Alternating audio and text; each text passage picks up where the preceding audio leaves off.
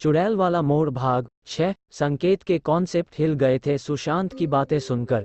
कहानी जितनी आसान होनी चाहिए थी उतनी थी नहीं। उसे तो बस इतना पता था कि एक चुड़ैल अपना बदला पूरा करने आई है, पर कॉम्प्लिकेशन थे जो फंसते ही जा रहे थे। रुक रुक, तू रोना बंद कर पहले और मेरे हर सवाल का बिल्कुल सही जवाब दे। संकेत ने रोते सुशांत की हथेली पर अपना हाथ रखा। कहाँ रहती है तेरी रश्मि? करतारपुर की मठिया के पीछे, सुशांत ने जवाब दिया। कब से जानता है तू उसे? संकेत ने अगला सवाल दागा। करीब 14 महीनों से, सुशांत बोला। लास्ट कब मिला था उसे? संकेत ने सवाल किया।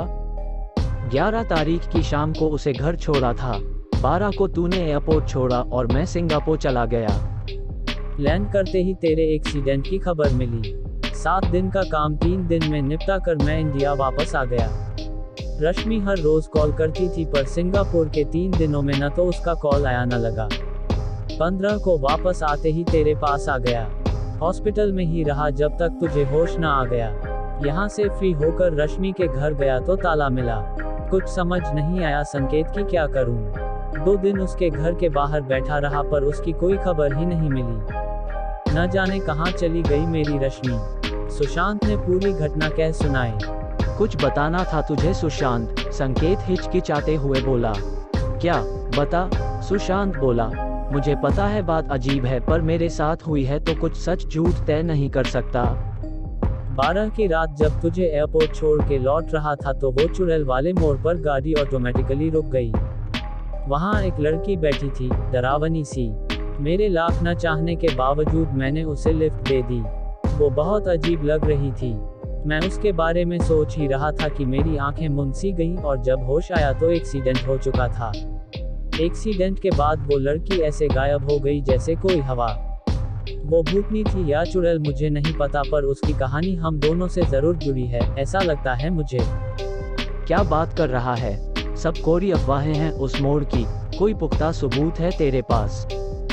कोई सबूत नहीं है, क्योंकि वो किसी को जिंदा छोड़ती नहीं है, संकेत बोला। तो तुझे कैसे छोड़ दिया? सुशांत ने जिरह की टोन में बोला। क्योंकि हम दोनों से बदला लेना है उसे। रश्मि के गायब होने के पीछे भी वो चुड़ैल ही जिम्मेदार है, संकेत बोला। तू पागल हो गया है।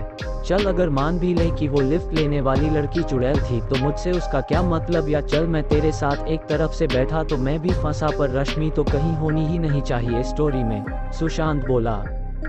अबे स्टोरी इतनी सिंपल है नहीं जितनी लग रही है। 12 का श्राप अपना असर दिखा रहा है, संकेत ने कहा। तू पगला गया है संकेत। तू बेहोश हो गया था। तुझे कुछ पता भी नहीं कि कब तुझे हॉस्पिटल लाया गया और कब तेरा ऑपरेशन हुआ। हो सकता है लड़की होश में रही हो और निकल गई हो, पढ़ा लिखा होकर भूत चुड़ैल और ये चाचा की फालतू 12 के श्राप की बात पर यकीन करेगा। दोबारा ये सब बातें की तो कंटाप पड़ेगा और सारी याददाश्त सही हो जाएगी तुम्हारी। सुशांत ने संकेत की श्राप वाली बात को सिरे से दरकिनार कर दिया था। उसे लगता था कि श्राप मिटाने में सुशांत मदद करेगा उसकी, पर ये चैप्टर क्लोज ही था। अब जो करना था वो संकेत को अकेले ही करना था। यदि आप वीडियो अभी भी देख रहे हो तो प्लीज चैनल को सब्सक्राइब करें एवं वीडियो को लाइक करें। थैंक्स। मिलते हैं अगले पार्ट में, तब तक के लिए बाय बाय।